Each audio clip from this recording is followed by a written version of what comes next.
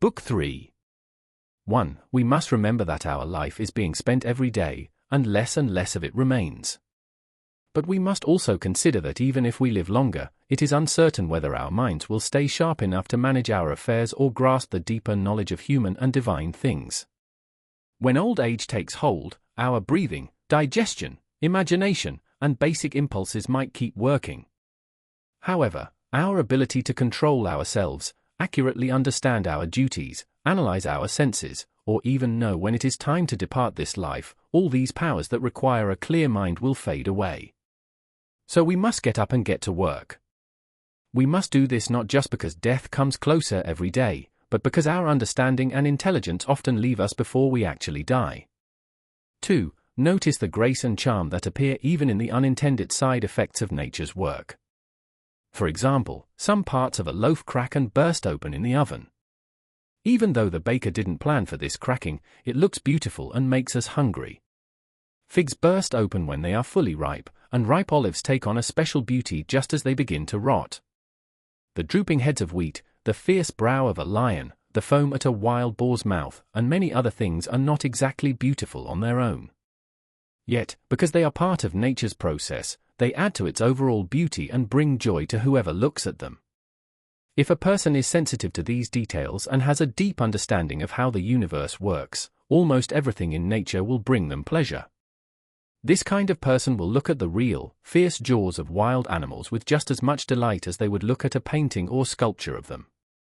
They will look with pure eyes at the maturity and grace of old men and women, just as they appreciate the inviting charm of youth. Many things like this will catch their attention. These details might seem unbelievable to most people, but they are obvious to anyone who is truly familiar with nature and close to its heart. 3. Hippocrates cured many diseases, but then he got sick himself and died. The Chaldeans predicted the deaths of countless people, but eventually, fate came for them too. Alexander the Great, Pompey, and Julius Caesar completely destroyed whole cities and slaughtered tens of thousands of soldiers in battle, but in the end, they also had to leave this life. Heraclitus spent his life theorizing about how the world would end in fire, but he died swollen with fluid and covered in cow dung. Parasites killed Democritus, and parasites of a different kind killed Socrates. What does all this mean? You got on the ship, you made the voyage, and now you have arrived at the port. It is time to get off. If you are stepping into another life, God will be there too. If you are stepping into nothingness, at least you will be finished with the burden of pain and pleasure. You will no longer be a slave to your physical body, which is so much weaker than the mind that serves it. Your soul is intelligence and a piece of the divine, but your body is just dust and decay. For, do not waste the rest of your life worrying about what other people are doing, unless it serves the common good. If you are always wondering what someone else is doing and why, or what they are saying, thinking, or planning, you are definitely neglecting your own work. All these distractions only pull you away from guarding your own mind. You must train your thoughts to avoid anything that is pointless or useless. Above all, you must avoid being overly nosy or mean-spirited. Train yourself to only think about things that you could share immediately if someone asked you. If someone suddenly asked, "What are you thinking about right now?" you should be able to answer honestly and without hesitation. Then it will be obvious that your thoughts are pure and kind, exactly as they should be for a social being who cares little for shallow pleasures or self-indulgence. You will be free from jealousy, suspicion, or any other thought that you would be embarrassed to admit. A person who decides to live this way, striving to be among the best, is like a priest or a servant of the gods. They use the spirit within them to stay untouched by cheap pleasures, unhurt by pain, and safe from insults or evil. They are a champion in the greatest contest of all, the fight to conquer every passion. This person is filled with a sense of justice and deeply accepts whatever fate brings them. They rarely worry about what someone else says or does, unless there is an urgent public need. They stay focused entirely on their own actions, while remembering their place in the grand design of the universe. They make sure their actions are good, trusting that the role they have been assigned is exactly right for them. After all, everyone's destiny is part of the universal law, and it is the law for them too. They never forget that all rational creatures are connected, and that loving all humanity is a fundamental part of human nature. They also know that we shouldn't care about what everyone thinks, but only what those who live in harmony with nature think. As for people who live differently, they always remember how those people act at home and in public, day and night, and the kind of company they keep. Because of this, they never value the praise of people who don't even respect themselves. 5. When you take action, do not do it unwillingly, selfishly, without thought, or because you feel forced. Do not dress up your thoughts with unnecessarily fancy words. Do not talk too much or stick your nose into everyone else's business. Let the divine spark within you guide you as a strong, mature person, a leader, and a dedicated citizen.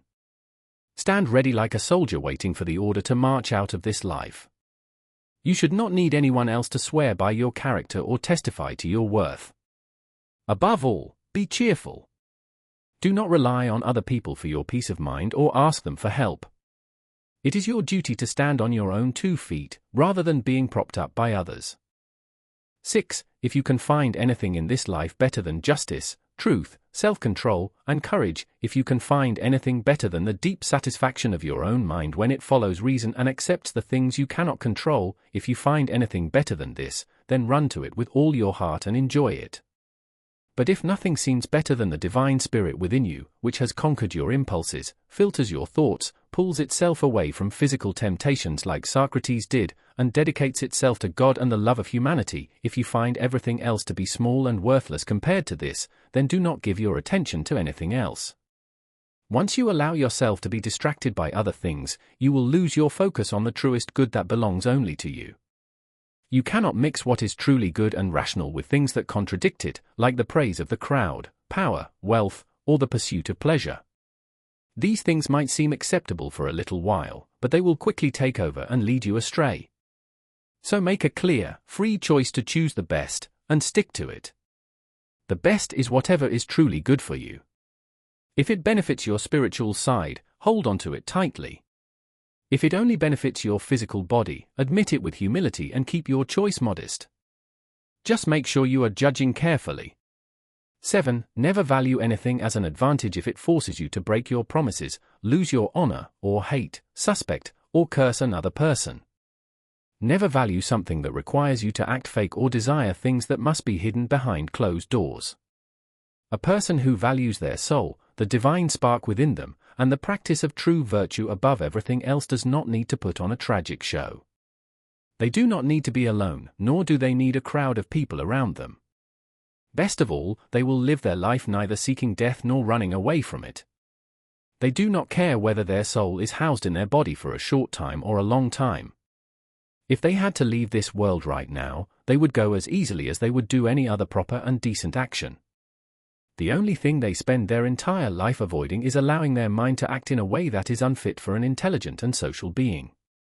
8. If you look into the mind of someone who has disciplined and purified themselves, you will not find anything rotten, foul, or corrupted. Fate does not cut their life off prematurely, like an actor who is pulled off the stage before their part is finished. There is nothing servile or fake about them. They are not too obsessed with social rules, but they don't isolate themselves either. They do not fear judgment, and they have nothing to hide. 9. Deeply respect your ability to form opinions. This is the only thing that keeps your mind from holding beliefs that go against your nature as a rational being. This ability is what keeps you from making rash judgments, helps you treat others with kindness, and keeps you obedient to the gods. 10. Throw away everything else and hold on to just these few rules. Remember that you only live in this exact present moment, which disappears in a flash. The rest of your time is either already gone or completely unknown. The time we have to live is very short, and the little corner of the earth we live on is very small. Even the longest-lasting fame after you die is still incredibly short. Fame is just passed down through a line of fragile mortals who will also soon die. These people do not even understand themselves, let alone someone who died a long time ago. 11. Add this rule to the others. Always define and describe whatever object or event captures your imagination. Break it down so you can see it naked, exactly as it is in its pure essence and in its entirety. Tell yourself its true name, the names of the parts that make it up, and what it will eventually break down into. Nothing expands your mind quite like the ability to carefully examine everything you encounter in life. When you look at something, think about where it fits in the universe and what its purpose is. Ask yourself why it matters to the whole world, and why it matters to a human being who is a citizen of the highest city, a city that makes all other towns look like mere households. When something makes an impression on you, ask yourself, what is this thing made of? How long is it supposed to last? What virtue does it require from me? Does it call for gentleness, courage, honesty, loyalty, simplicity, independence, or something else? For every event, tell yourself, this comes from God, or this comes from the complex weaving of fate and chance, or this comes from my fellow human being, my relative, or my friend. If it comes from someone who does not know what is truly in harmony with nature, that is fine. I do know, and so I will treat them with kindness and justice, following the natural law of society. But when it comes to things that do not truly matter, I will do my best to see them for exactly what they are worth. 12. If you do your current work with a firm, eager, and kind dedication to reason, if you ignore all side distractions and keep your inner spirit pure, as if you might have to hand it back to its creator at any moment, if you stick to this without chasing new desires or running from your fears, if you are simply satisfied with doing your natural work right now and speaking with absolute heroic honesty, then you will live well. And absolutely no one can stop you from doing this. 13. Just as a surgeon always keeps their knives and tools ready for a sudden emergency, you must always keep your principles ready. Use them to understand both human and divine things, and remember the deep connection between the two in every single thing you do, no matter how small. If you ignore this connection, you will fail in your duties to both the gods and humanity. 14. Stop wandering aimlessly. You are probably never going to reread your own journals, the histories of the ancient Greeks and Romans, or the notes you saved for your old age. So hurry toward your true goal. Throw away your empty hopes. If you care about yourself at all, rescue yourself right now while you still can. 15. People do not really understand the deeper meaning of simple words like stealing, planting, buying, resting, or figuring out what needs to be done. You cannot see these things with your physical eyes. You need a different kind of vision to truly grasp them. 16. We have a body, a soul, and a mind. The senses belong to the body, passions belong to the soul, and principles belong to the mind. Getting distracted by the physical images around us is something we share with the animals in the field. Being tossed around by violent passions is something we share with wild beasts, weak-willed cowards, and cruel tyrants like Nero and Phalaris. Even having a mind that can point out what seems logical is something we share with atheists, traitors, and people who lock their doors to commit terrible crimes.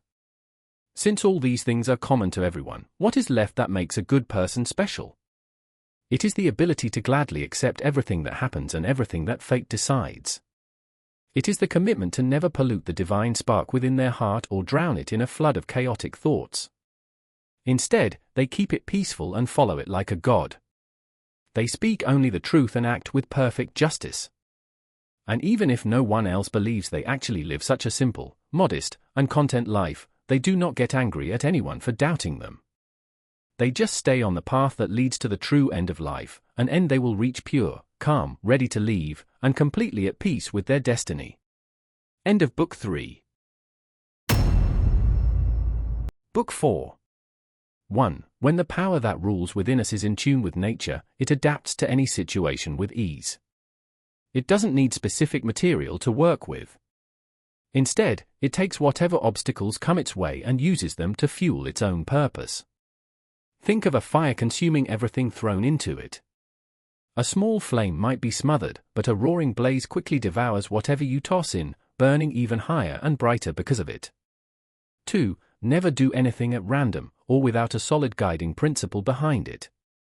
3. People constantly look for retreats in the country, by the ocean, or in the mountains, and you often crave these escapes yourself.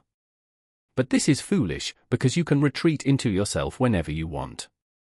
There is no place more peaceful and free from interruptions than your own soul, especially when you have inner resources that instantly bring you peace. I believe peace is nothing more than perfect order within the soul. So, give yourself this retreat constantly, and use it to recharge. Keep a few brief, fundamental truths close at hand. When you remember them, they will shut out the noise of the world and send you back to your work without frustration. What are you frustrated about? The wickedness of people? Remember that rational beings are made for each other. Tolerating them is a part of justice, and they often do wrong out of ignorance.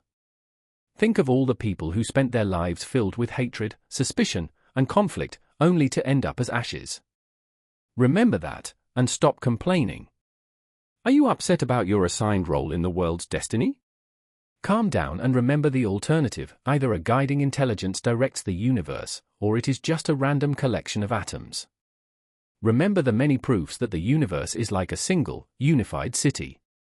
Do physical pains still bother you? Realize that your mind, once it withdraws and recognizes its own power, is entirely separate from the rough or smooth workings of your breathing body. Remember everything you have learned and accepted about pain and pleasure. Are you distracted by the illusion of fame? Think about how quickly everything is forgotten. Look at the infinite abyss of time on either side of our brief existence. Realize how empty the noise of praise really is.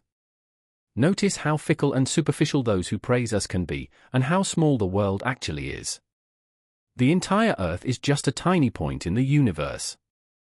How small is the corner we inhabit, and how few people are here to praise us, and what is their praise even worth? Remember, you always have the option to retreat into the little field within yourself. Above all, do not stress or strain yourself. Keep your freedom. Face everything with courage, as a human being, a citizen, and a mortal. Keep these two core principles ready at all times. First, external things cannot touch the soul, they remain outside, and all your trouble comes from your own internal judgments. Second, everything you see changes in an instant and is gone forever. Think of all the changes you have already witnessed in your life. The world is constant change, and our life is shaped by our thoughts. For, if we all share a mind, then we also share the reason that makes us rational beings. We share the power that tells us what to do and what not to do. This means we all live under a common law, making us fellow citizens of a shared community.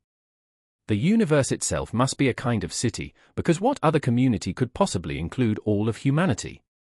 It is from this common city that we get our intelligence, our reason, and our sense of law. Where else could they come from? Just as my earthy parts come from the earth, my fluids from water, and my breath and heat from their own sources, my intellect must also have a source. Nothing comes from nothing, and nothing returns to nothing. 5. Death, like birth, is a mystery of nature. One is a coming together of elements, and the other is a breaking down of those same elements. There is nothing shameful about it. It is not against the nature of a rational being, nor does it violate the laws of our creation. 6. It is a fact of nature that certain types of people will act in certain ways. Expecting otherwise is like expecting a fig tree not to produce juice. Remember this: in a very short time, both you and the person who wronged you will be dead, and soon after, even your names will be forgotten. 7. Remove the thought, I am hurt, and the feeling of being hurt disappears. Remove the feeling of being hurt, and the injury itself is gone. 8. If something doesn't make you a worse person, it doesn't make your life worse, and it cannot harm you inside or out. 9. The law of nature must operate this way for the common good. 10. Everything that happens, happens exactly as it should. If you pay close attention, you will see this is true. I don't just mean it follows a natural order, but that it follows a sense of justice, as if someone is handing out exactly what each person deserves. Keep observing this, and in whatever you do, aim for true goodness. Hold on to this standard in every action. 11. Do not view things the way your insulter sees them, or the way they want you to see them. See things exactly as they truly are. 12. Always be ready for two things. First, only do what your reason, the ruling power within you, suggests is best for humanity. Second, be willing to change your mind if someone can correct you or offer a better perspective. But make sure you change your mind because you genuinely believe it serves justice or the common good, not because it brings you pleasure or popularity. 13. Do you have a rational mind? Yes. Then why aren't you using it? If your mind is doing its job, what more do you need? 14. You exist as a small part of a vast whole. You will eventually disappear back into the source that created you, or rather, you will be transformed and absorbed back into the creative intelligence of the universe. 15. Many grains of incense are placed on the same altar. One burns up first, another later. It makes no difference. 16. Within 10 days, if you return to living by moral principles and reason, the same people who now see you as a wild beast or an ape will treat you like a god. 17. Don't live as if you have 10,000 years left. Death is always hanging over you. While you are alive, and while you still have the power, choose to be good. 18. You gain so much free time and peace when you stop worrying about what your neighbors say, do, or think. Focus only on making sure your own actions are just and pure. As Agathon said, don't look around at the moral character of others. Run straight toward your own goal without getting distracted. 19. Anyone obsessing over the legacy they will leave behind forgets that the people remembering them will also die very soon. And the generation after that will die, until every memory of them, passed down by fleeting admirers, fades entirely. Even if you and the people remembering you lived forever, what does fame actually do for you? It means nothing to the dead, and for the living, what real value does praise hold, aside from maybe some practical advantage?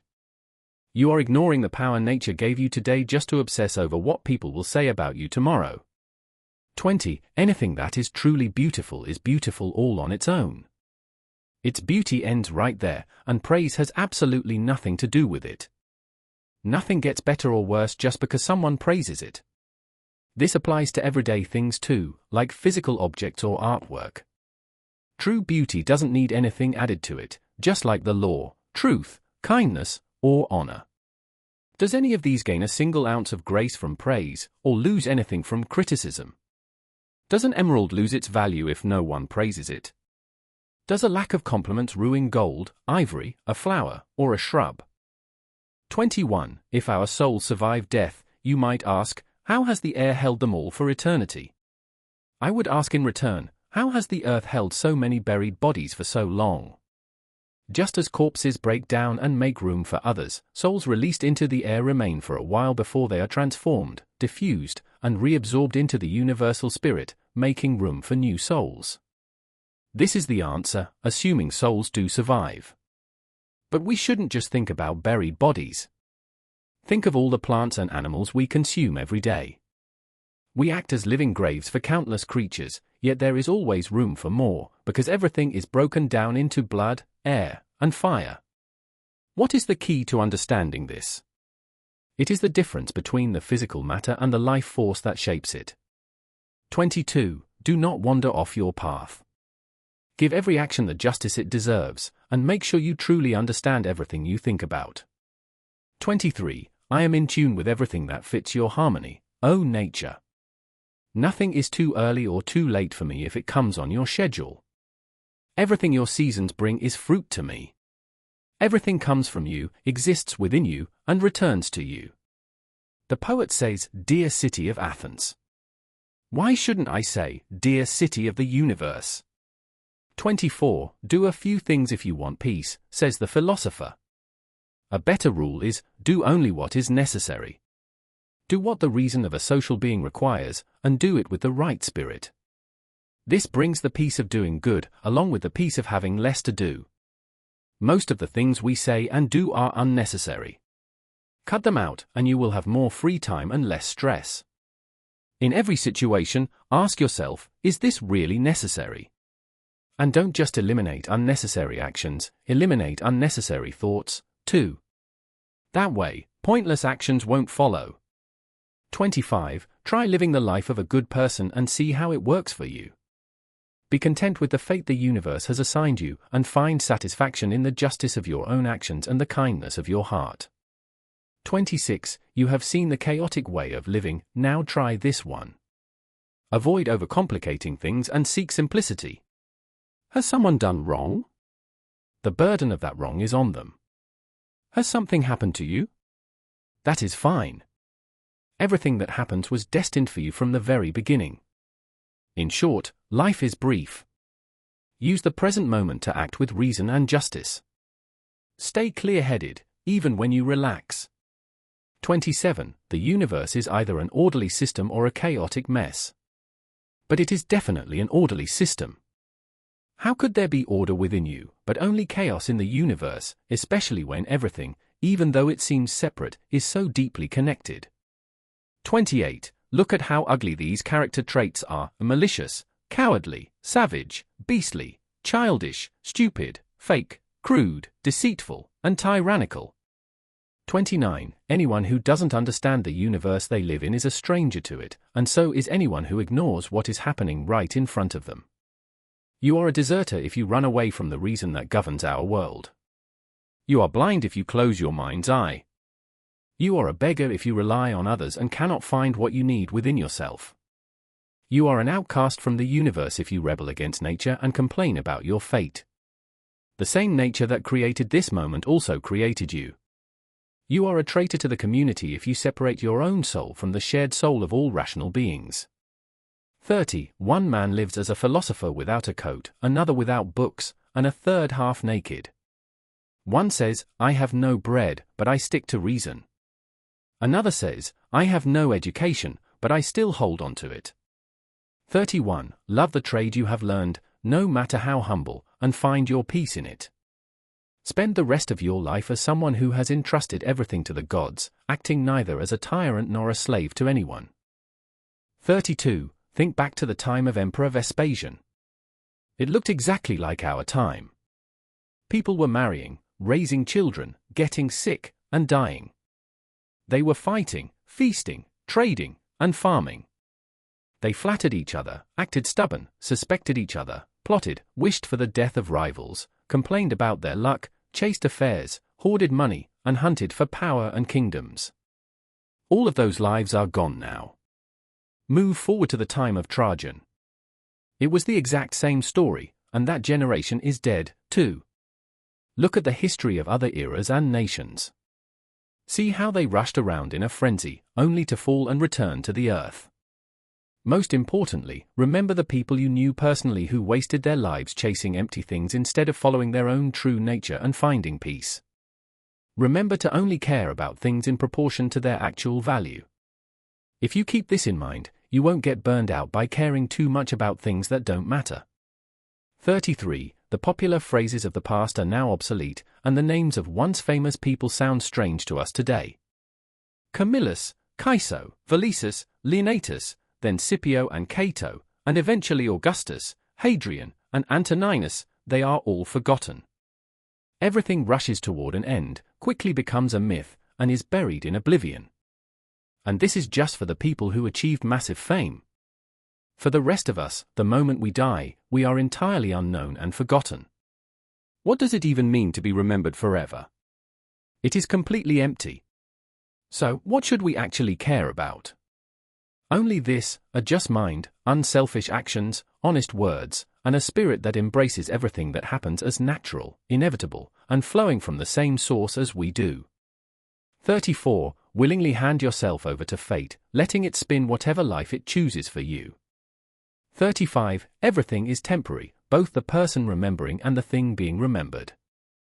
36. Constantly observe that everything exists in a state of change. Keep this thought with you: nature loves nothing more than changing what exists and creating new things out of it. Everything that exists right now is just the seed of what is coming next. Don't make the mistake of thinking seeds only grow in dirt or a womb. 37. You are going to die soon, and you still haven't found simplicity or peace. You still haven't stopped worrying about external things hurting you.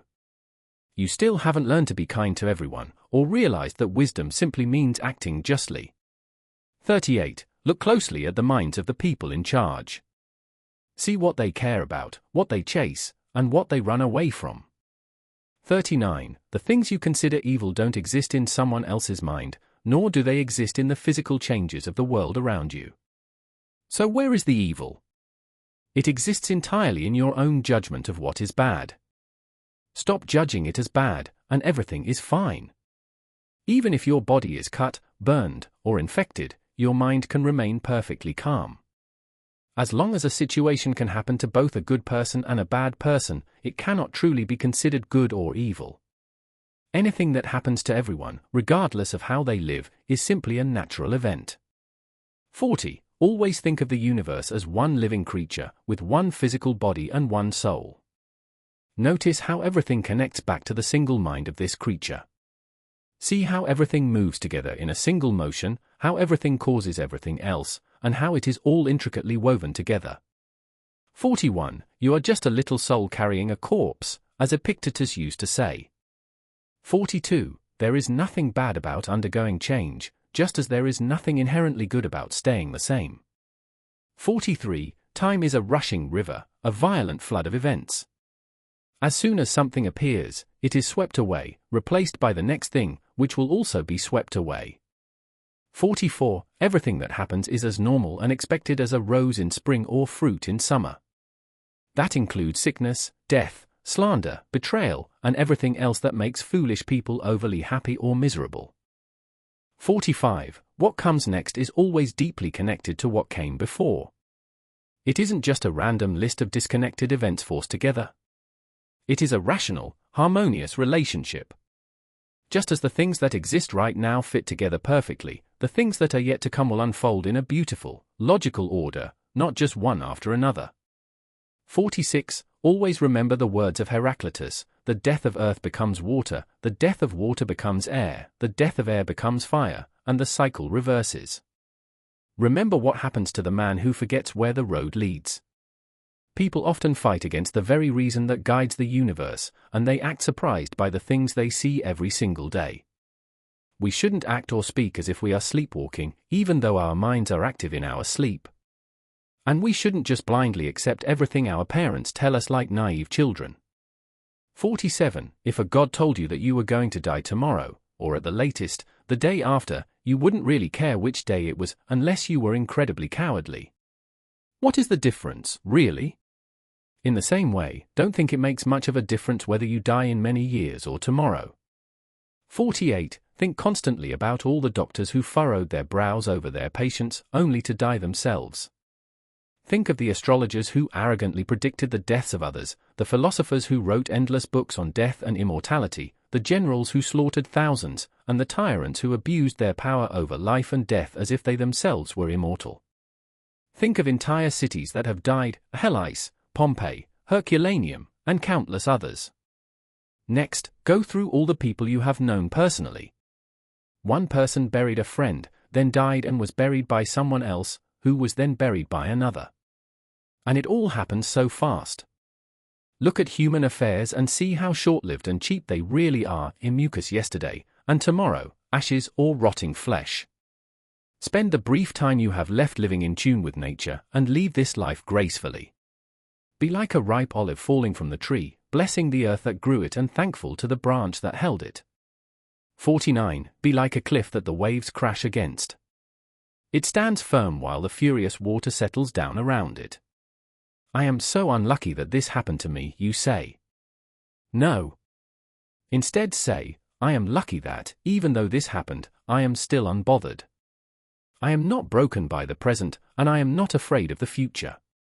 This situation could have happened to anyone, but not everyone could have faced it without falling apart. Why focus on the bad luck of the event rather than the good luck of your own mental strength? Can you really call something a misfortune if it doesn't damage your human nature? And does it damage your nature if it doesn't violate your purpose? You know what your purpose is.